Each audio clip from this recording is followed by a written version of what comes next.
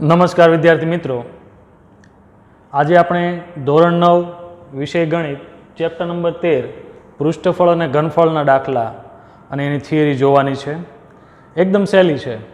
પૃષ્ઠફળ અને ઘનફળ એ આધારિત પ્રશ્નો તમે ધોરણ 8માં શીખીને આવ્યા છો. એક નવો શબ્દ છે પૃષ્ઠફળ. પૃષ્ઠફળ કોને કહેવાય? પૃષ્ઠફળ એટલે તમને કોઈ પણ પદાર્થ આપેલો હોય તેની જેટલી સપાટી હોય એ બધી જ સપાટીના ક્ષેત્રફળનો સરવાળો એટલે પૃષ્ઠફળ થાય. સમજ પડી? પૃષ્ઠફળ એટલે શું? તો કે કોઈ પણ પદાર્થ આપ્યો, ધારો કે આ લંબઘન છે, લંબઘનને 6 સપાટી હોય, તમને ખબર છે, તો લંબઘનની આ 6 સપાટીના ક્ષેત્રફળના સરવાળાને લંબઘનનું કુલ પૃષ્ઠફળ કહેવાય. સમજ પડી? પૃષ્ઠફળ એટલે શું થાય? પૃષ્ઠફળ એટલે ટૂંકમાં જેટલી સપાટી હોય એ બધી જ સપાટીના ક્ષેત્રફળનો સરવાળો. સમજ પડી? અને ઘનફળ વિશે હમણાં આપણે આગળ જોઈશું, ઘનફળવાળા દાખલામાં, જે તમે ભણીને જ આવ્યા છો. ચાલો, પૃષ્ઠફળમાં તમને ખ્યાલ આવ્યો. હવે પૃષ્ઠફળમાં શરૂઆત કરીએ લંબઘન અને સમઘનથી. તો લંબઘન અને સમઘન તમે આગળના ધોરણમાં ભણીને જ આવેલા છો. 7મા ધોરણથી તમે ભણતા આવ્યા છો લંબઘન અને સમઘનના ક્ષેત્રફળ અને ઘનફળ, બરાબર? તો લંબઘન એ 6 લંબચોરસ પ્રદેશવાળા પૃષ્ઠ એટલે કે સપાટી, પૃષ્ઠ એટલે સપાટી, યાદ રાખજો, 6 લંબચોરસ પૃષ્ઠનો બનેલો છે. સમજ પડી? લંબઘન એ 6 લંબચોરસ પૃષ્ઠ અથવા તો લંબચોરસ સપાટીનો બનેલો છે. જો મેં એક આકૃતિ દોરેલી છે ત્રિપરિમાણિક, એની 6 સપાટીઓ છે, 1 2 ઉપર નીચે. અથવા તમે અત્યારે રૂમમાં બેઠા બેઠા આ વિડીયો જોવો છો, બરાબર? તો તમારી રૂમ સામે જો, તમે માની લો કે રૂમ તમારો લંબઘન છે. હવે એ લંબઘનની સપાટી ગણો. જો ઉપર મથાળું, પછી નીચે તળિયું, બરાબર? 2 સપાટી થઈ. પછી તમારી બંને બાજુની દિવાલ જુઓ, 2 સાઈડની, ડાબી બાજુની જમણી બાજુની, કેટલી સપાટીથી ટોટલ? 4 થઈ. અને હવે આગળ પાછળની જુઓ, કેટલી થઈ ટોટલ? 6 સપાટી થઈ ગઈ. તો માની લો કે તમે લંબઘન રૂમમાં બેઠા છો, તો તેની સપાટી કઈ કઈ હોય તમને ખ્યાલ આવી ગયો? રૂમમાં જ જોઈ લો. ઉપર હોય તેને મથાળું કહેવાય, નીચે હોય એને તળિયું કહેવાય. તળિયાને તમે પાયો પણ કહી શકો. કેમ? પાયો એટલે જેના ઉપર ઊભું હોય તેને પાયો કહી શકો ને, એટલે તળિયાને પાયો પણ કહેવાય. તો તમે જે રૂમમાં બેઠા છો તે જ રૂમનું અવલોકન કરીને જોઈ લો. ઉપર મથાળું, નીચે તળિયું અથવા પાયો, 2 સપાટી થઈ. 2 તમારી બાજુની સપાટી થઈ અને આગળ પાછળની 2 સપાટી. ટોટલ કેટલી સપાટી થઈ? 6 સપાટી થઈ કે નહીં? સમજ પડી? લંબઘનના કઈ કઈ રીતની સપાટી આવે? આ મેં ત્રિપરિમાણિક આકૃતિ દર્શાવેલું છે. તમે રૂમમાં બેઠા બેઠા ગણી શકો કે કેટલી સપાટીઓ છે. સમજ પડી ને? ચાલો, હવે લંબઘનના ગમે તે પૃષ્ઠને પાયા તરીકે લઈ શકાય. કોઈ પણ તમે લંબઘનને ફેરવી નાખો અથવા કોઈ પણ જગ્યાએ મૂકો, ફેરવી નાખો, તો કોઈ પણ સપાટી આવે તેને પાયા તરીકે લઈ શકાય. પાયાની સામેનું પૃષ્ઠ મથાળાનું પૃષ્ઠ કહેવાય. એટલે કે પાયો હોય તેની એક્ઝેક્ટ સામે મથાળું જ આવે. ધારો કે તમે રૂમમાં બેઠા છો, નીચે તમારો તળિયું, બરાબર?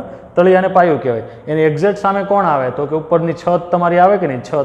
છતને શું કહેવાય? મથાળું. તો યાદ રાખજો, જે જગ્યાએ પાયો હોય તેની એક્ઝેક્ટ સામે મથાળું આવે. મથાળું એટલે તમે જો ઘરમાં જુઓ તો એને છત કહેવાય.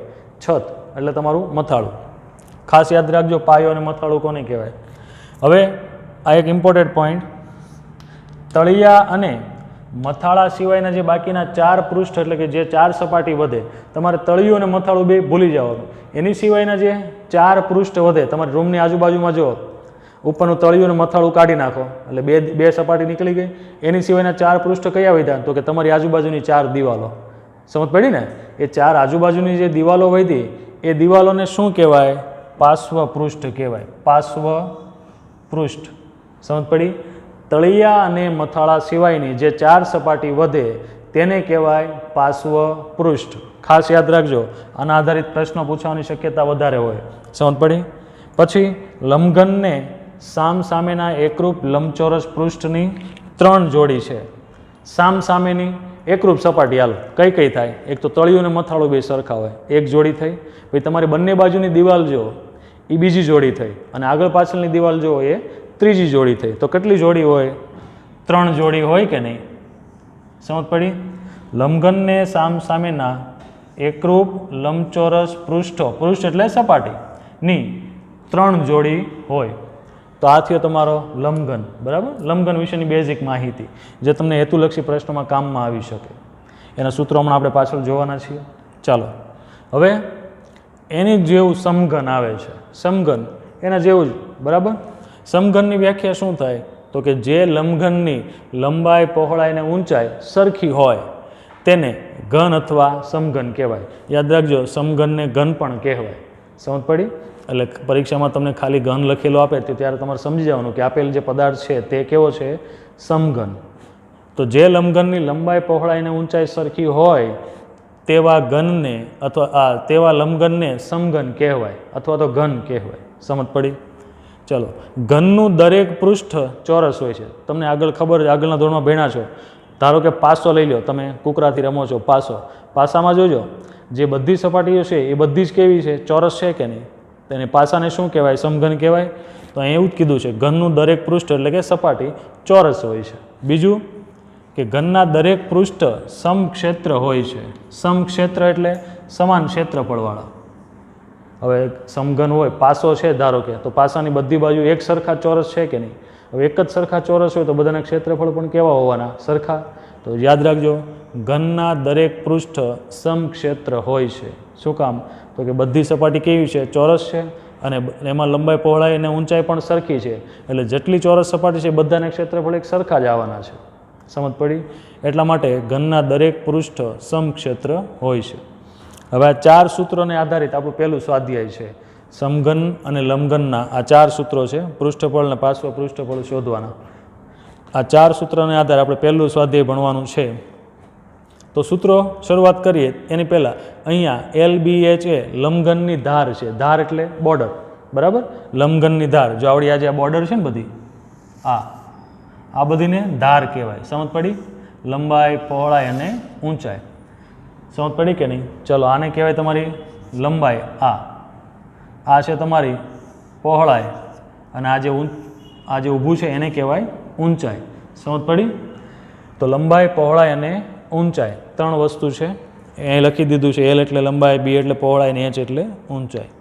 હવે પહેલું સૂત્ર છે લંબઘનના પૃષ્ઠોનું કુલ ક્ષેત્રફળ. જો કીધું છે લંબઘનના પૃષ્ઠ એટલે કે લંબઘનની સપાટીનું કુલ ક્ષેત્રફળ, એવો પ્રશ્ન પૂછાય. અથવા તો તમને એમ કે લંબઘનનું કુલ પૃષ્ઠફળ. સમજ પડી? બે પ્રશ્નો એક જ છે. લંબઘનના પૃષ્ઠોનું કુલ ક્ષેત્રફળ શબ્દ વાપરો. કુલ ક્ષેત્રફળ હમણાં વ્યાખ્યા જોયા કે નહીં આપણે પૃષ્ઠફળની? પૃષ્ઠફળની વ્યાખ્યા શું હતી? તો કે લંબઘનની જેટલી સપાટી હોય અથવા તો કોઈ પણ ઘન પદાર્થની જેટલી સપાટી હોય એ બધી જ સપાટીના ક્ષેત્રફળનો સરવાળો એટલે શું થાય? પૃષ્ઠફળ થાય કે નહીં? તો તમને આ રીતે પણ પૂછી શકે કે ભાઈ લંબઘનના પૃષ્ઠોનું કુલ ક્ષેત્રફળ અથવા લંબઘનનું પૃષ્ઠફળ. લંબઘનનું પૃષ્ઠફળ અને આ બંને સરખું જ થાય. એનું સૂત્ર છે 2 કૌંસમાં લંબાઈ ઇન્ટુ પહોળાઈ, બરાબર? પ્લસ પહોળાઈ ઊંચાઈ પ્લસ ઊંચાઈ લંબાઈ. LB વત્તા BH વત્તા HL. ખાસ આ સૂત્ર યાદ રાખજો. લંબઘનનું પૃષ્ઠફળ શોધવાનું સૂત્ર 2 કૌંસમાં લંબાઈ, પહોળાઈ વત્તા પહોળાઈ, ઊંચાઈ વત્તા ઊંચાઈ, લંબાઈ. સમજ પડી? અથવા તમને LBH આ રીતે તો યાદ રહીને, LB BH HL. સમજ પડી? એવી રીતે ઘનના પૃષ્ઠોનું કુલ ક્ષેત્રફળ. ઘન એટલે આપણા સમઘન. ઘનના પૃષ્ઠોનું કુલ ક્ષેત્રફળ અથવા તો ઘનનું પૃષ્ઠફળ. એકદમ સહેલું સૂત્ર 6 ગુણાકારમાં L નો વર્ગ. સમજ પડી? એકદમ સહેલું છે. પછી લંબઘનના પાર્શ્વ પૃષ્ઠો IMP.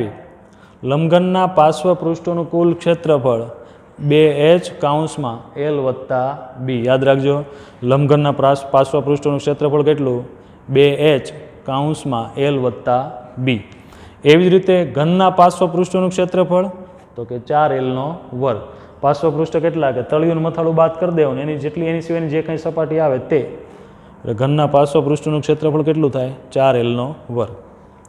હવે 1 મીટર સ્ક્વેર એટલે તમે 7મા 8માં ભણી જ આવ્યા છો કે 10,000 સેન્ટીમીટર સ્ક્વેર અને 1 હેક્ટર એટલે 10,000 મીટર સ્ક્વેર. આ એકમો યાદ રાખજો, આગળ દાખલામાં જરૂર પડશે. સમજ પડી?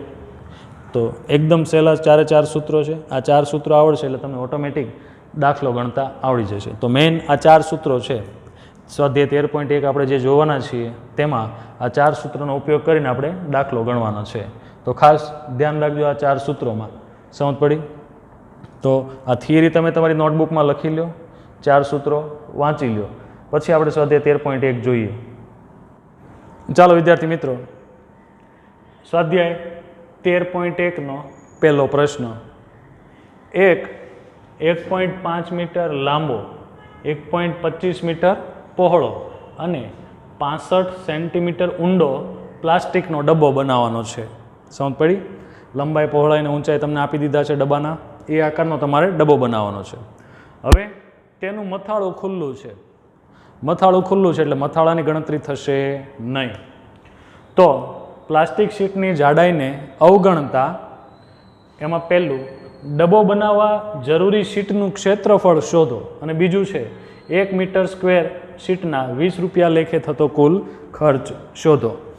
તો બે વસ્તુ આપણે શોધવાની છે. ડબ્બો બનાવવા જરૂરી શીટનું ક્ષેત્રફળ શોધવાનું છે. કુલ કેટલી શીટ વપરાયવાની છે તે શોધવાનું છે. હવે કુલ કેટલી શીટ વપરાય? તો કે આજુબાજુની જેટલી કાંઈ સપાટી છે એ બધી સપાટીનું ક્ષેત્રફળ શોધવું પડે. સમજ પડી? અને ડબ્બામાં લંબાઈ, પહોળાઈ અને ઊંચાઈ ત્રણ વસ્તુ અલગ આપેલી છે એટલે આકાર કેવો થાય? લંબઘન આકાર થાય કે નહીં ડબ્બાનો? તો આ રીતનો ડબ્બો બનાવવાનો હોય તો તમારી પાસે 6 સપાટી છે. હવે 6 સપાટીમાંથી એક સપાટી એટલે કે મથાળું, ઉપરનો ભાગ ખુલ્લો છે એટલે ગણવાની કેટલી સપાટી રહી આપણે? 5. તો આ 5 સપાટીનું ક્ષેત્રફળ શોધવું પડે તમારે. સમજ પડી? તો પહેલું છે આપણું 5 સપાટીનું ક્ષેત્રફળ શોધવાનું ને. ડબ્બો બનાવવા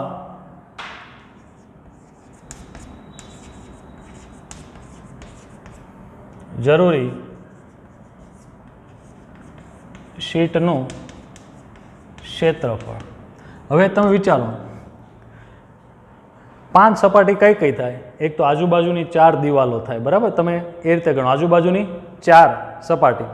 તમે રૂમમાં છો તો ધારો કે રૂમ તમારો ડબ્બો છે તો એમાં ખાલી ઉપરનું મથાળું ખુલ્લું એટલે ઉપરનું આ જે છત છે, તમે છત વગરના ભાગમાં બેઠા છો તો કઈ કઈ સપાટી આવે? તો 4 સપાટી આવે આજુબાજુની, તમારી આજુબાજુની 2, આગળ પાછળની 2 એટલે ટોટલ 4 સપાટી. અને 5મી સપાટી કઈ? તો કે તળિયું. ટોટલ 5 સપાટી ગણવાની થાય ને. ઉપરનો ભાગ તો ખુલ્લો છે એવું કહી દીધું છે રકમમાં, મથાળું ખુલ્લું છે તો એના સિવાયની 5 સપાટીનું ક્ષેત્રફળ આપણે શોધવું હોય તો હવે બે રીતે દાખલો થઈ શકે. તમે કોઈ પણ રીતે દાખલો ગણી શકો. એક તો આપણું કુલ પૃષ્ઠફળવાળું સૂત્ર છે, લંબઘનનું કુલ પૃષ્ઠફળ. એમાંથી તમારે પછી શું બાદ કરવાનું રહે? આ એક ઉપરની સપાટીનું ક્ષેત્રફળ બાદ કરવાનું રહે. એ રીતનું સૂત્ર મૂકો તો પણ ચાલે. અને બીજું સૂત્ર શું થાય? તો કે આ 4 જે સપાટી છે તમારી આજુબાજુની, આગળ પાછળની 2, આજુબાજુની 2, તો 4 સપાટીને શું કહેવાય? પાર્શ્વ પૃષ્ઠ કહેવાય કે નહીં? તો તમે લખી શકો કે પાર્શ્વ પૃષ્ઠોનું ક્ષેત્રફળ વત્તા બીજી 5મી સપાટી એટલે કઈ? તો કે તળિયું, તળિયાનું ક્ષેત્રફળ. આ રીતે પણ તમે લખી શકો ને.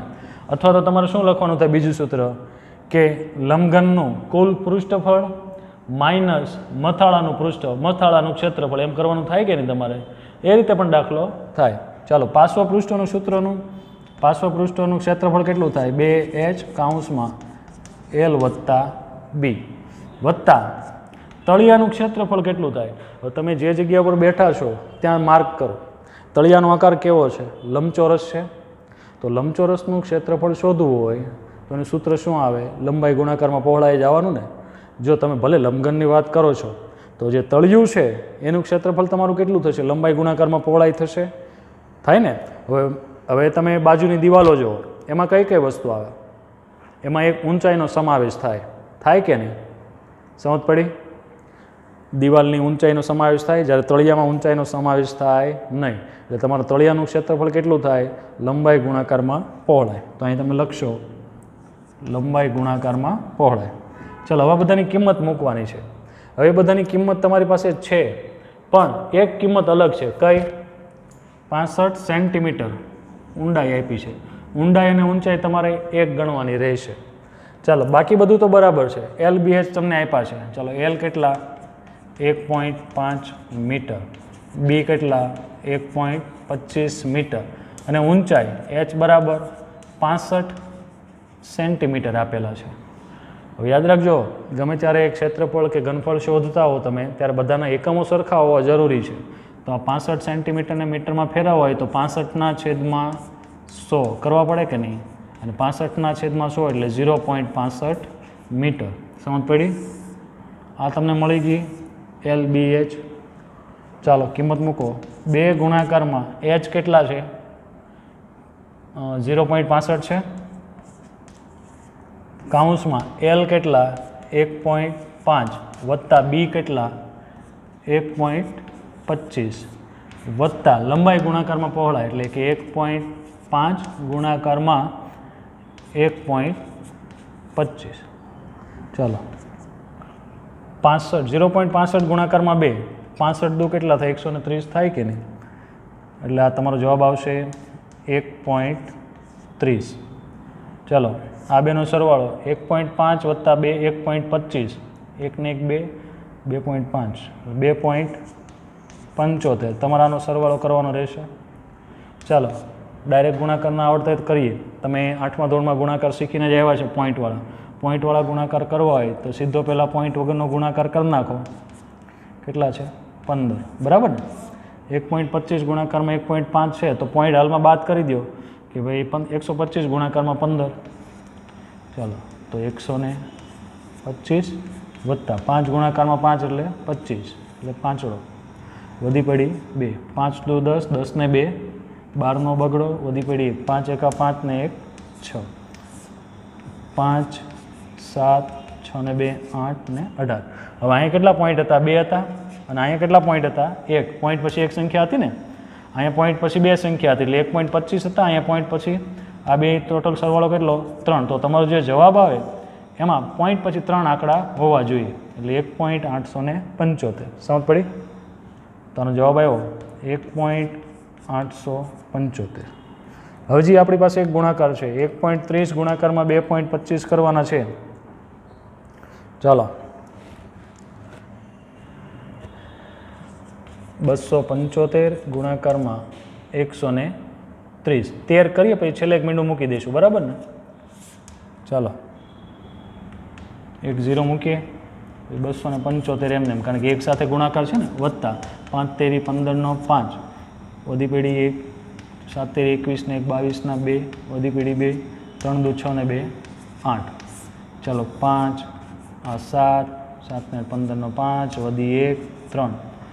સમજ પડી? ચાલો અને એક મીંડું મૂકી દઈએ સાથે સાથે જે આપણે બાકી રાખ્યું હતું તે. હવે પોઈન્ટ પછી 2.75 એટલે અહીં પોઈન્ટ પછી 2 સંખ્યા અને અહીંયા પોઈન્ટ પછી 2 સંખ્યા તો 2 ને 2 કેટલા થયા 4. તો આપણો જે જવાબ આવે એમાં પોઈન્ટ પછી 4 સંખ્યા હોવી જોઈએ એટલે 3.575 3.575 0 વત્તા 1.875. ચાલો સરવાળો કરીએ 3.5750 વત્તા 1.875. રેડી ને? ચાલો આ 0 તો ડાયરેક્ટ ઉતાર લઈશું આપણે 0 5 ને 5 10નો 0 વધી પડી 1 7 ને 7 14 ને 15 ના 5 વધી પડી 1 6 ને 8 14 ના 4 વધી પડી 1 3 ને 2 5 કેટલા આવ્યા 5.45 આવ્યા. તો આ તમને શું મળ્યું 5.45 મીટર સ્ક્વેર તમારે ડબ્બો બનાવવા જરૂરી શીટનું ક્ષેત્રફળ. ખાસ યાદ રાખજો સરવાળા ગુણાકાર કરવામાં. ચાલો શીટનું ક્ષેત્રફળ મળી ગયું 5.45. હવે તમારે બાકી શું રહ્યું તો કે 1 મીટર શીટના 1 મીટર સ્ક્વેર શીટનો ભાવ કેટલો છે 20 રૂપિયા છે. તો કુલ ખર્ચ કેટલો થાય? કુલ ખર્ચ તમારે શોધવો હોય તો તમારે ડબ્બો બનાવવા જરૂરી શીટનું ક્ષેત્રફળ તમને કેટલું મળ્યું 5.45 મળ્યું ને. ચાલો એમાં બીજો પ્રશ્ન કે ભાઈ 1 મીટર સ્ક્વેર શીટનો ખર્ચ બરાબર 20 રૂપિયા. તો આપણે કેટલી મળી ટોટલ 5.45 મીટર મળ્યું ને મીટર સ્ક્વેર. તો 5.45 મીટર સ્ક્વેર શીટનો ખર્ચ કેટલો થાય? તો ચાલો સીધો ગુણાકાર 5.45 ગુણાકારમાં 20 છેદમાં 1. ચાલો કેટલો થશે એટલે કે 545 ગુણાકારમાં હાલમાં 2 લઈ લે પછી છેલ્લે એક મીંડું મૂકી દઈશું બરાબર ને. 545 5 દુ 10નું 0 વધી પડી 1 4 દુ 8 ને 1 9 5 દુ 10 1090 અને એક પોઈન્ટ મૂકવાનો હતો તે. ચલો અહીંયા પોઈન્ટ પછી કેટલી સંખ્યા હતી 2 અહીંયા 0. રેડી ને 2 વત્તા 0 એટલે 2 એટલે તમારો જે કંઈ જવાબ આવે એમાં પોઈન્ટ પછી 2 આંકડા હોવા જોઈએ. તો 109.0 રેડી ને 109.00 હોય એટલે તમારે લખવાની જરૂર નથી. તો કુલ ખર્ચ કેટલો થશે 109 રૂપિયા તમારો ખર્ચ થશે. સમજ પડી? તો આ રીતના પ્રશ્નો તમારા પરીક્ષામાં 2 ગુણ અથવા તો 3 ગુણમાં પૂછવાની શક્યતા વધારે છે. સમજ પડી? તો તમારે ખાસ સૂત્ર આવડવા જોઈએ. સૂત્રને આધારિત ગણતરી કરવાની છે. એકદમ સહેલા પ્રશ્નો જ છે.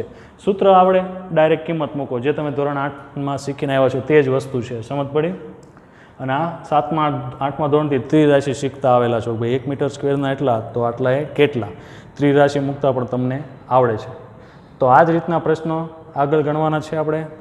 તો આવા દાખલા તમે પ્રેક્ટિસ કરતા રહો, લખતા રહો, વાંચતા રહો અને પ્રશ્નો પૂછતા રહો.